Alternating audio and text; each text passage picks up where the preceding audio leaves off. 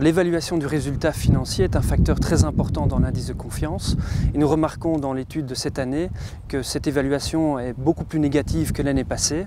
Ainsi, plus de 52% des agriculteurs donnent une évaluation négative du résultat financier des 12 derniers mois, ce qui est quand même très important.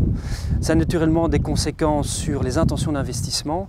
On voit aussi que là, les intentions sont en net recul par rapport à 2014, ce qui est tout à fait logique en somme.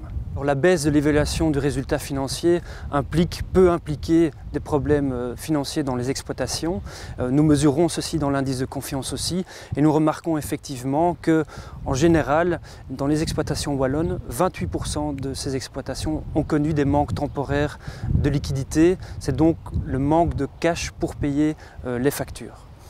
Alors nous remarquons qu'il y a un secteur qui est plus impacté que l'autre, c'est notamment le secteur laitier, où là plus d'un tiers des agriculteurs, des éleveurs laitiers ont connu des problèmes financiers au cours des 12 derniers mois. C'est moins le cas dans le secteur viandeux, mais ça reste une proportion importante. Et alors un secteur qui traditionnellement était assez insensible à ces problèmes de liquidité, c'est le secteur des grandes cultures. Et là on remarque aussi l'effet de la surproduction, notamment en pommes de terre, et le prix qui en découle. Et là aussi on constate qu'il y a une hausse des problèmes de liquidité.